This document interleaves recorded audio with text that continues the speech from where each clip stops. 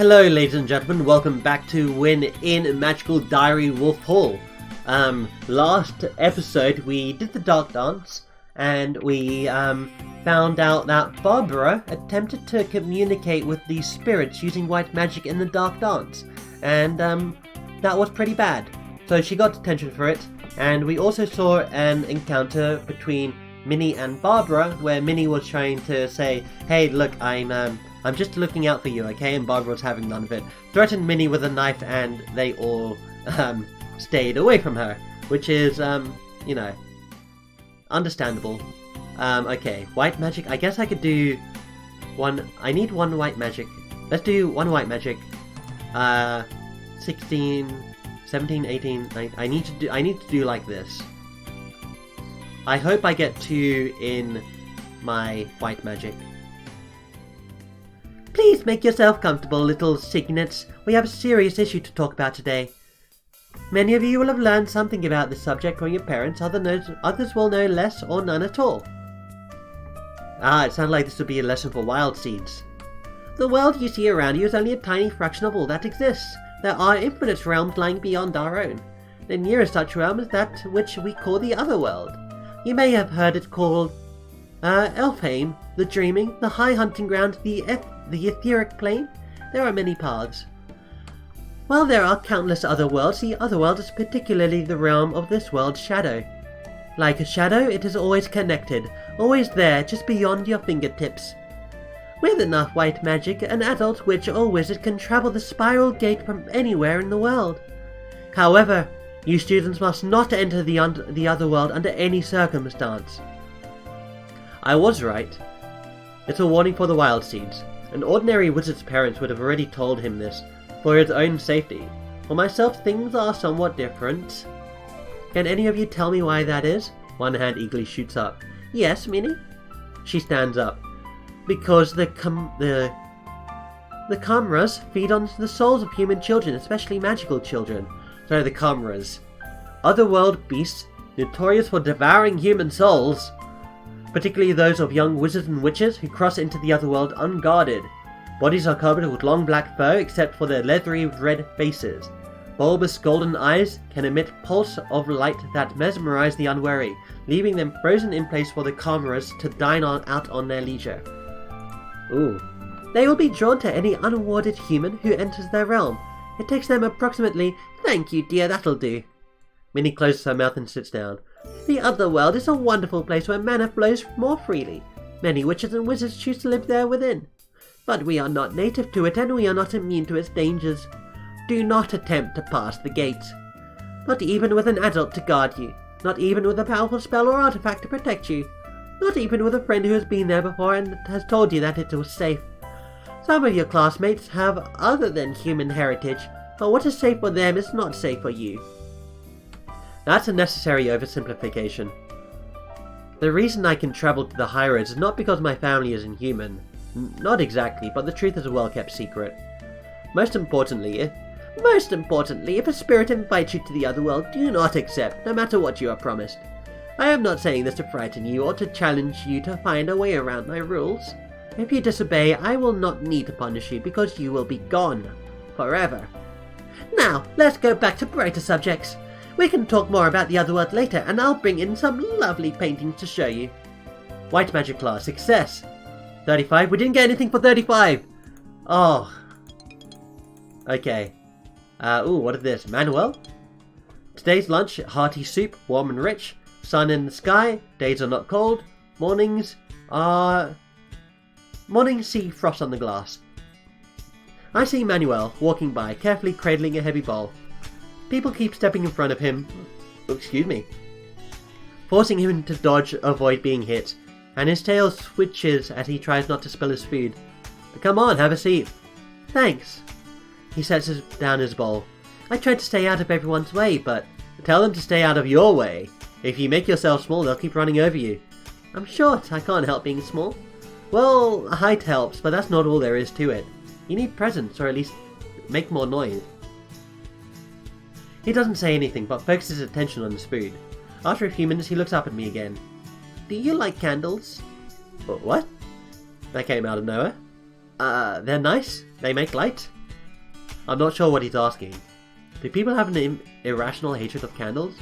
We, the student council, make candles for a school fundraiser. It's my job to pick the class design. I was curious about what kind of candles you would use for celebrations in your country. Just candles. What different kinds of candles are there? Linda sells jar candles in her craft shop, so I know all the usual kinds of candles. Desert rose, beach sunset, spiced apple. It's a colour and a scent and a name, all combined to make people think of comfort and happy times. I want to come up with something creative and something different, not the usual cinnamon red. I thought since you're from Europe you might have a fresh idea. What colour candles do you use in your country and what do they smell like? They're usually white, like the light, and they smell like candles. If we want to smell, we burn incense. For colour, we put them inside glass lanterns. Sorry, that's not helping, is it? Well, if they're plain white candles, people won't be excited about buying them. They need to look special. You could sell lanterns. They come in all shapes and patterns, and Ramadan starts tonight, so it's the right season. We're supposed to make the goods we sell. I don't think we can make brass lanterns here. I guess it wasn't a good idea. No, I think it could be. We can't work brass, but we could make lanterns out of glass jars. We could paint them or frost them. And if the other class are making candles, then people might buy a candle and lantern all together. By the way, as an aside, I think I'm just giving up on the American A, at least for manual. Oh, I wonder what designs I could make. Star and moon, or geometric patterns? He wiggles in his chair, like his bottom is trying to wag along with his tail. I have to think about it, it'll be fun. I love craft projects. He slurps up a spoonful of soup, still smiling. So your mother runs a craft store? Well, she sells art sometimes, but the stores are only open when she feels like it. But that's common in our town. It's a small town. A lot of it is an artsy colony. But we need other people to run the schools and deliver the mail and stuff. Artists aren't good about schedules. There aren't too many people and the forest is always near. Sounds like a nice place. It is. It's fun being at school where I can be myself and not have to worry about... He bats one of his furry ears. That. But sometimes I miss home. I think everyone does. Oh, I'm sorry, you must miss your family being so far away. I do, but I wanted this adventure. America, the land of big hats and big trucks. That's not what America's about. Manuel's a nice kid. I'm not sure what he's doing in Toad Hall. He's not mysterious or eldritch at all. Alright. Red magic class. Success. 18, 19. What day is this? Is this Friday? No, this is Thursday. Okay. We have chorale meeting. Blaze distributes music for the proposed holiday concert songs and we give them a read. Using the piano to help tune up unfamiliar melodies. The song Ellen suggested proves just as problematic as she'd warned. The primary melody isn't too complicated except for a strange interval leap. The fast tempo and unusual rhythm make it slightly tricky to keep in time with the accompaniment. With the... how's that word spell? Accompaniment. Accompaniment. Accompaniment. Okay, accompaniment. Sure. I feel like that is very difficult for me to say. And it is. The hardest part though is the tight fugue that begins in the later verses where each section of the chorale is intended to start singing at staggered times and the words all crash over each other. Singers keep losing their places, then picking up again with the wrong group. I'm not sure this is going to work. It's alright, I knew it would be too hard. We did it at my school, but it took a lot of practice. If an ordinary school can do it, surely wizards and witches can do it better. Your school wasn't a special school for music, was it? No. Then if they can sing it, surely we can sing it.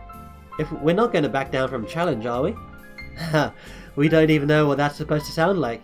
The accompaniment doesn't demonstrate the parts. I could bring in a CD. You know that's not allowed. We do the things traditional way here, no technology. Ellen scowls. I suppose there's nothing to be done. Then we'll do things the magical way, which is... I know what it's supposed to sound like. If I use a communication spell, then I can tell you. Can that spell be used to transmute music instead of words? Interesting idea. Though I don't think you can cast that spell enough to cover the whole chorale, freshman.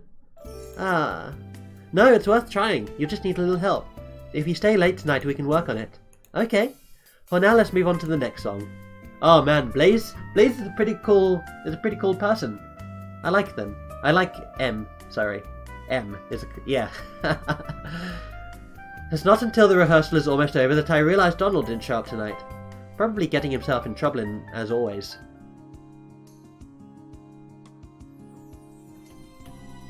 Alright. Can I borrow $20? What for? Well, you're not using it. You never go to the mall anyway, so you don't need an allowance, right? Maybe I'm using it to bribe the teachers. Really? You ninny, of course not. Right, so you don't need the money then, right? You still haven't said what you need the money for. I just want to go shopping and have some fun. You know, more than $5 of fun. Because you spend your allowance every week. I can pay you back after Thanksgiving break. I can get money from my parents when I go home. Not sure that's allowed. How are they going to catch me? Strip search? Magic. Ugh. Don't worry. Don't worry. I'm sure Grabs doesn't want to see your alien boxes. It's not that. It's just stupid there's no way to get to, like, work and extra money while we're here. It's a dumb rule. Sorry. You work. Sometimes back home. Just like part-time. Selling tickets or putting things on shelves, you know? Sorry, I've never had a job. Too bad. Perhaps in sympathy for my perceived poverty, he does not ask if he can borrow from me. Red Magic class. Level 20. When Professor Grabber first stands up before the class, he blows out a sigh and then rubs his forehead. This lesson needs a little introduction. It is, after all, what many of you have been waiting for. Today you will learn to attack. Direct, uncomplicated, aggressive, sharp, and almost entirely without other utility. He brings in a thick white candle, tall enough that every student in the room can easily see it, and places it atop his desk. Magic buzzes through the air, the candle shivers. A moment later, the top of the candle falls onto the desk, sliced clean away. The slash spell is a single blow, focused along a line as if striking with an invisible whip. It is most effective against a soft target such as wax or flesh. There are more efficient spells for damaging stone. Do not cast the spell against anyone you do not intend to injure. Most especially, do not attempt to cut through clothing while it is being worn. You do not have sufficient control. There has to be a story behind that warning. Does someone try to play strip poker with magical penalties? Deliberately injuring your classmate outside of controlled classroom exercises will be punished accordingly. I hope no one thought that learning attack spells mean we should be attacking each other all the time. Cool, it's 10. 5 to 10 points of damage, inefficient against hard object like stone. Footsteps in the hall signal the usual Saturday morning distributions, but nothing for me. Stepping outside, there's Virginia talking to her brother. I know I had to ask them, but I wanted to be sure it was okay with you first. I don't see any problem with it, but she's not my classmate. Have you talked to Donald? Ugh, do I have to? It is his house too, V. Fine. She banged on Donald's and Luke's door. Hey, nerd breath, get out here. What do you want, urchin? I've got to be ready to go to...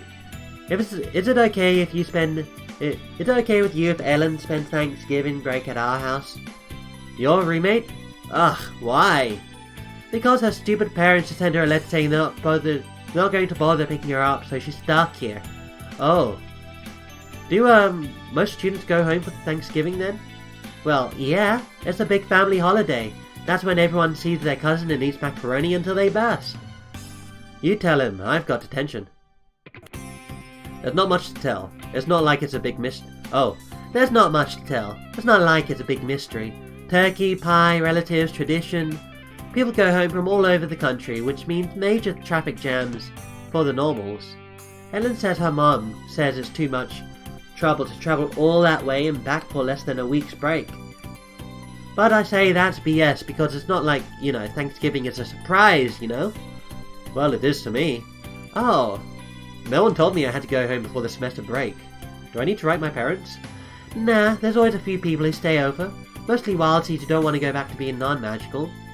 I just don't want my roomie to feel like nobody wants her, I assume she'll leave it at that, but then, if you need somewhere to go, we'll have a big house. We have a big house. I can ask my folk about you too. No, I'll be fine, but thank you. I can't risk her parents recognizing me, but it was kind of her to offer, especially since we're not really friends. I got a motor. I promise Ellen will hang out. See ya. What should I do today? Okay, we're gonna save. I feel like I need to... okay, let's go. What are this? Thanksgiving. Thanksgiving, there we go. You don't spell Thanksgiving with a B, at least not where I'm from. Because we don't spell Thanksgiving at all, because we don't have Thanksgiving in Britland. Let's go to the dungeons. Alright. Yes, she's here! It's her! Barbara is just leaving the dungeons. Her hand looks a little scratched. You okay? She smirks at me and heals those little scraps with a burst of green magic. Right. Sorry I doubted you. She shrugs. Hey, I heard a rumor you got in some kind of trouble at the Dark Dance. What happened? She makes a face. She taps her temples next to her eyes and spreads her hands outwards, fingers wide, then curls her hands into little cylinders and peers through the central holes. You looked at something? You spied on... Oh! You used magic to see if there were spirits in the Dark Dance. Did you see anything? She pops her hands open like an explosion in front of her face and mimes being rocked backwards. Ow. She shrugs. So what happened after that? Detention. Was it awful? He made me read fairy tales and write a book report. That's very Grabner.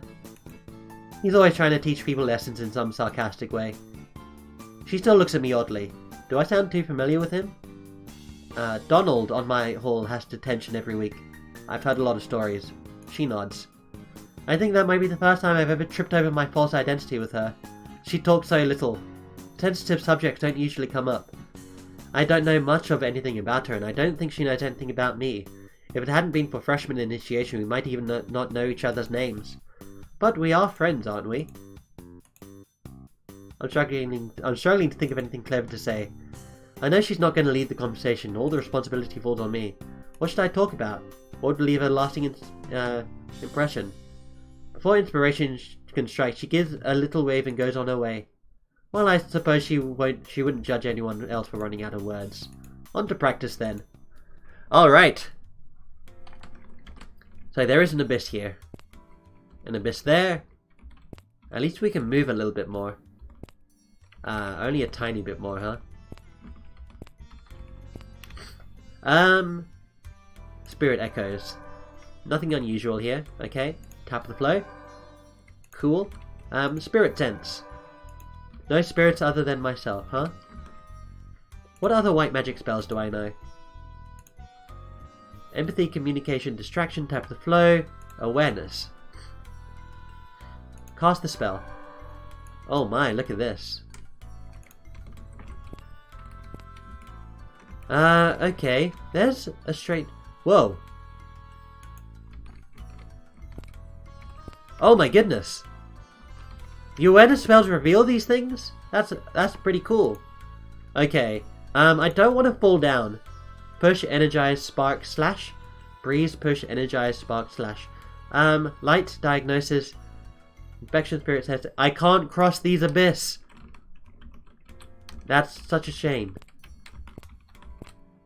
Well, what's up? Okay, what if we do... I'm just going to slash at the wall. At the wall? The forward wall? Glances off harmlessly. Okay, gonna inspect the wall. The forward wall. Too much to examine in detail. Wall, forward wall. Okay, sure, whatever. Well, that's, I'm just gonna tap the flow wherever I can.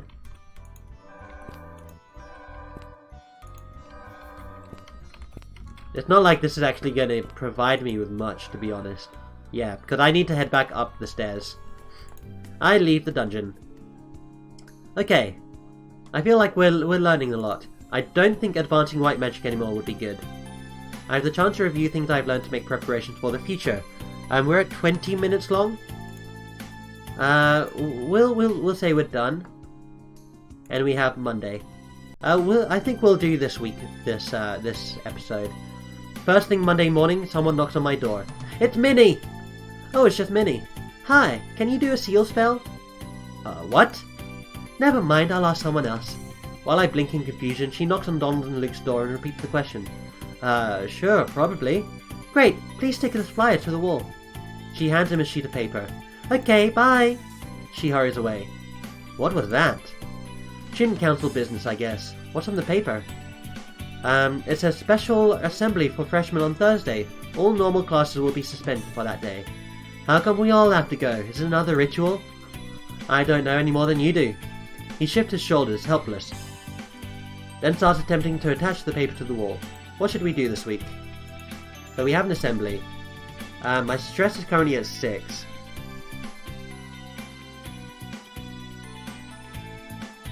I'm gonna get red magic. 2, 4, 6. We have a chance of getting enough red magic. Yeah, my black and green magic are very low. I think it's more useful to have, like, white magic. I don't think I want to increase that till 35 until, beyond 30 until the late game. But red magic is going to be useful, I think. So I'm just going to do all red magic this week. So let's go. Red magic success. Red magic success. Charles? I turn around, surprised to see Ellen. I don't think she's ever sought me out before. You're not going home for Thanksgiving, are you? No. Because it's too far, right? You don't live near here. It's too far to go home for half a week. That's right. Yeah, that's right. It's too much trouble. I didn't even know there was a Thanksgiving break until this weekend. Trying to arrange a trip now doesn't seem worth the effort. And you're not mad because it makes perfect sense, right? Right? Told you so. She walks away. Told me what? Oh, okay, what? What else goes on here? Why are you asking about my Thanksgiving? We're friendly, but not exactly friends. Well, I don't know. Came over here looking for me and you don't know why?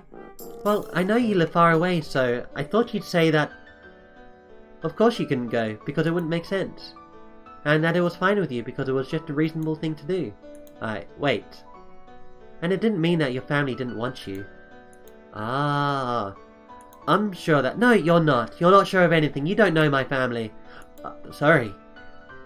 Virginia wouldn't let it go. She keeps saying I must be so sad. And if I'm not sad, then I must hate my parents. And it's not like that. Not really.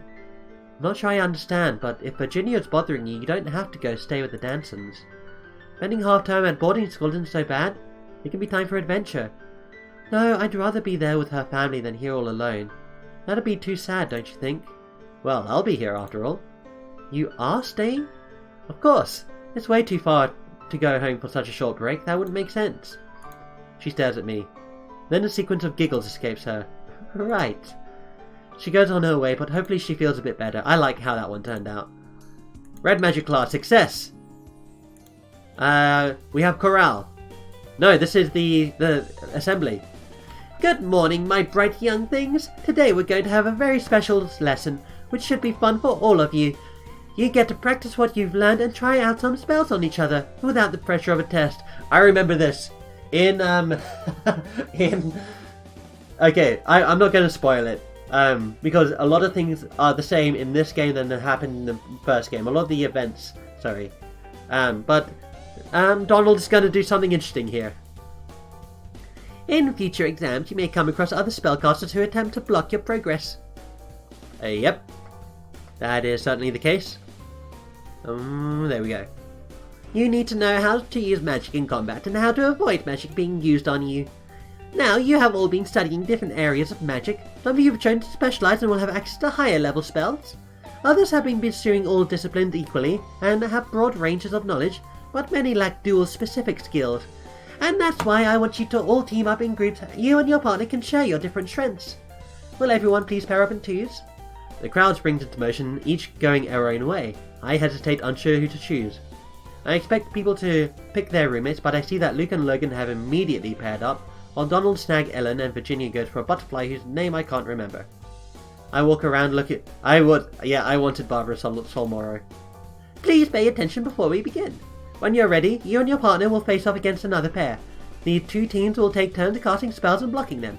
This is not a battle, and you are not trying to defeat or injure each other. Think of it like a game of catch. One team pitches, the other team catches. The pitchers will cast two minor aggressive spells, one after the other, while the other catchers try to stop them, without attacking them. you'll get your turn to be the aggressors. In each round, only one member of each team should cast a spell while the other observes the effects. Also, try to avoid interfering with any other pairs. That includes casting spells that tend to be large and messy. No fireballs or ice storms, please. Target only the active caster for the opposing team. Professor Van Brun and I will be on hand to deal with any injuries and accidents. Oh my, what the heck? Oh my goodness. Look at your design. Wow. Potsdam nods in the direction of a tall, athletic woman wearing a feathered cape. I haven't met her before. Perhaps she teaches the older years? Professor Van Brun waves, and I notice her hands are clawed. She must be a lechuza, an owl witch. A stock of owl witches most commonly found in Mexico or the southern states. At night they can shapeshift into the form of birds. By custom, they are lechuza also referred to as owl witches rather than wizards. Break a leg! She's hoping someone gets it. Oh, come on. Come on, me! Not literally. It must be an expression. If you are injured, please call for help and one of us will be right there. Now take a moment to discuss strategy with your partners and then we'll begin the rotations. Have fun! This sounds likely to get pretty chaotic. I turn to face my partner. So, she points at me, then flicks her fingernail audibly across her thumb, then spreads her hands, raising her elbows. She's asking me a question. Something about casting spells? You wanna know what spells I can cast? I give her a quick rundown of the spells I know to cast, even the ones that don't seem relevant to a duel. Then I wait. Push. Slow. Blind. At least she said something. Alright, when it's our turn to defend...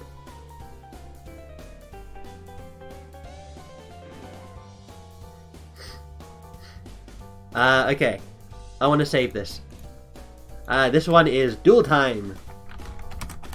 It's time to duel. Okay. Let's see. So, I don't know slow or blind. I can cast light. She can cast push. So... You cast blind, I'll cast distraction. Hold on. Wait, I'll cast light. She looks dubious. I'll cast distraction. She looks dubious. You cast push. She looks dubious. You cast slow. She looks dubious. Dubious. All of these are dubious, huh?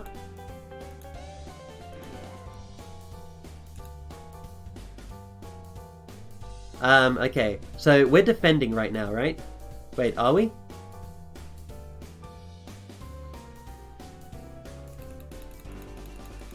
Okay.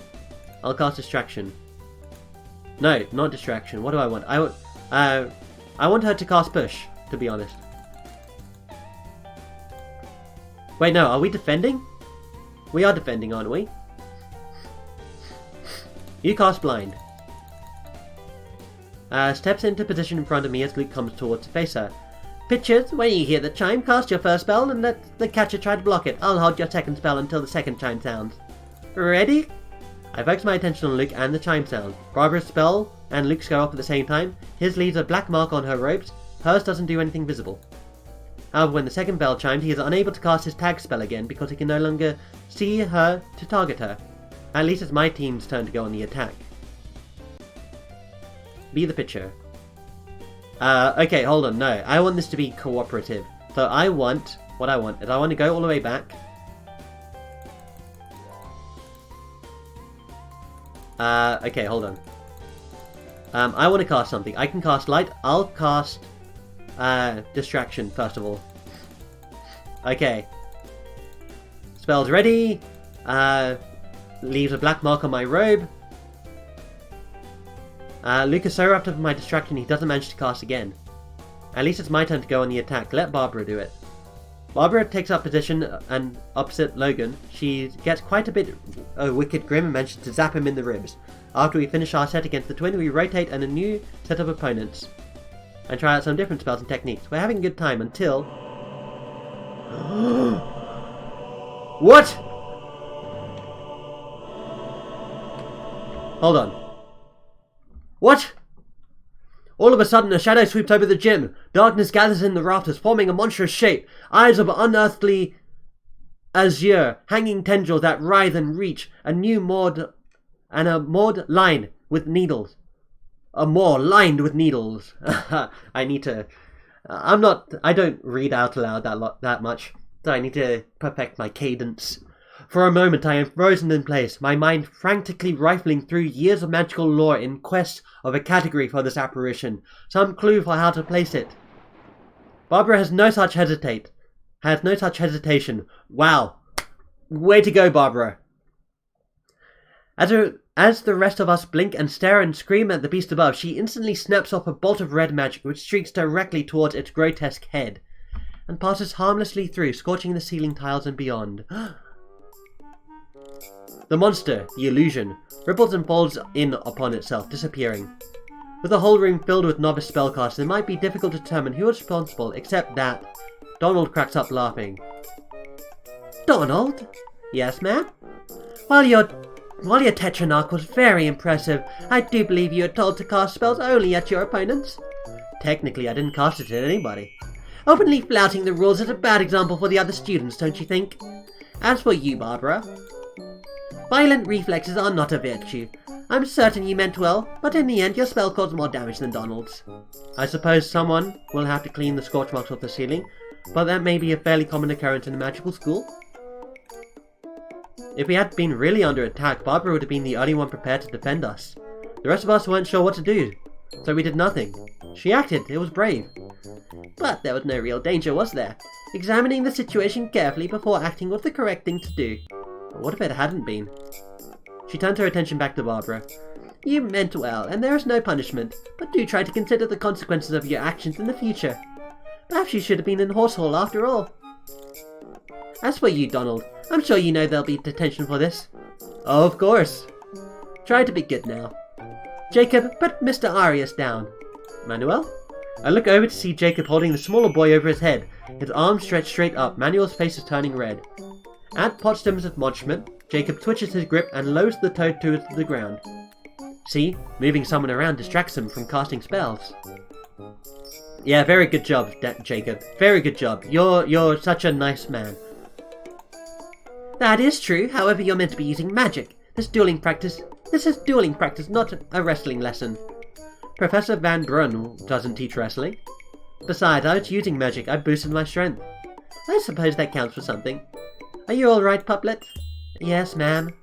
Jacob, please don't grab other students without their permission. Yes, ma'am.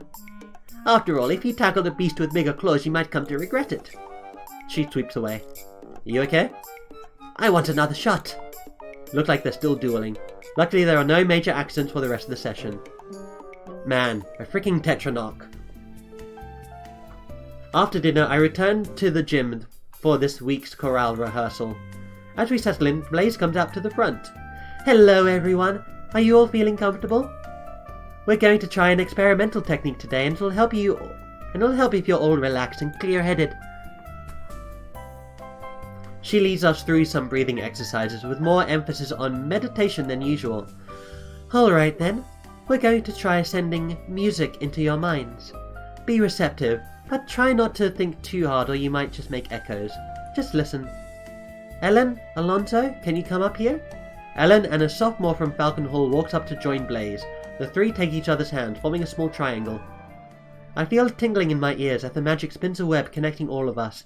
And then at last I hear the music. Oh, listen to that. Ooh. Ooh. It feels slightly ominous. But also calm. And then at last I hear the music, still complex and occasionally dissonant, still rapid and pulsing with accents in strange places, but I begin to get a sense of how it all fits together. It loops around, multiple voices combined and then splitting out into staggered lines, connected but separate, and I feel a disquieting sense of duality. Too many voices heard through too many ears, and too many hands. How many hands do I have? 4? 8? Why does my chest feel so heavy? These weights, they're part of me. With a wrench, the music hits in my head cuts off. Sorry. I think we did well for a first try. Now let's see if we can sing this any better, The physicality of singing helps drive away the lingering sense that, for a moment, I was inside someone else's body.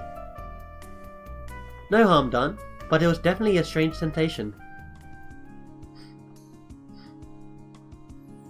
Alright, Friday! Let's go! Red magic class. Cool. Grabner doesn't look pleased. Today's lesson is not a game. Any careless, any tittering, and I will see you in detention. Or else I will use you as the next target. There might not be enough left of you to bother with detention then. Charming, but no one dares to laugh. Very well then, let's proceed. The blast spell is exactly that. A small focused explosion intended to deal damage to a single target. I say focused rather than contained because it is not contained. Enough energy pushed into a blast would destroy the entire area and the caster along with it. Even at the power levels you are capable of casting, there may be uncontrolled consequences. Observe. He places a bowl on the desk and waves his hand at it. The bowl explodes, sending a spray of shrapnel in all directions as students shriek, and then the shards strike an invisible wall and drop harmless to the floor. My skills are not so limited as yours. Is it necessary for him to show up so much in front of his students? I suppose it makes the safety lessons memorable. A blast spell can damage even stonework, but consider the risks before you blow the dungeon apart around you. An explosive force causes damage to the target and sprays shrapnel. 5 to 10 damage to stone, 12 to 16 damage otherwise. Cool. We learnt blast and we can now blast through walls. This morning there is mail for me. Not a letter in an envelope, but a folded over sheet of paper with a silver star sticker attached for attention. It's from the class president, announcing that next exam will take place on Wednesday the 20th, and inviting us all to study with her in the library this weekend. She also mentioned that the fall play, Medea, will take place on the 22nd and that tickets are $5 per student. Well, what should I do today? We're gonna save. I want to see if she's in the dungeon.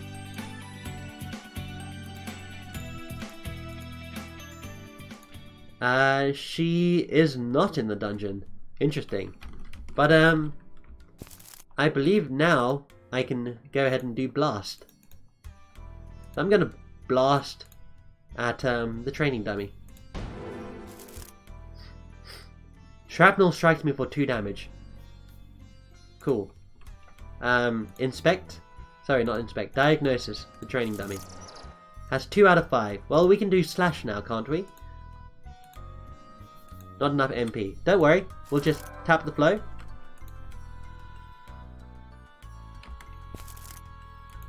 Tap the flow. And tap the flow. Okay, now we're gonna slash you. Cast spell at the training dummy. It is defeated. Excellent. Okay, tap the flow again. Cool. I just want to recharge all my mana. Oh, there are still abysses here. Okay. So there's something over there. This is as much magic as I can get. Can I can't do awareness, not right now. Spirit echoes? Nothing unusual. Okay, I think we're done. Let's go back to the main menu. Let's go back to load game and load this one because Barbara's not here. What should I do instead? Let's go to the mall. Let's go to the magic shop.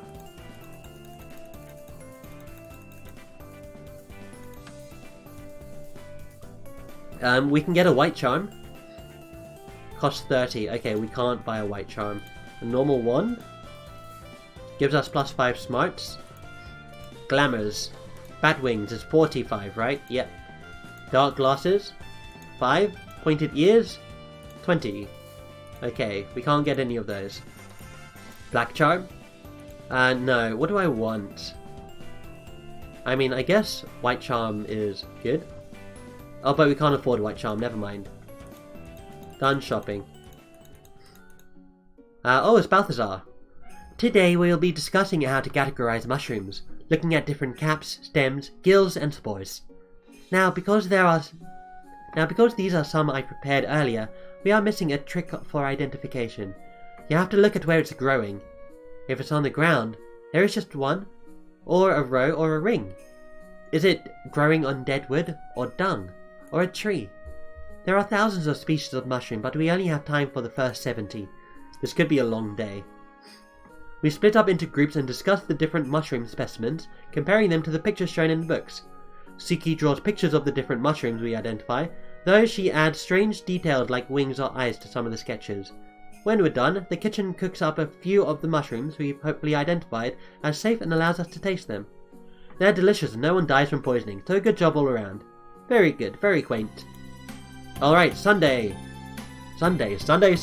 That's going to be it today, ladies and gentlemen. Thank you very much for watching. I hope you've enjoyed, and we will see you in the next video. Take care, everyone.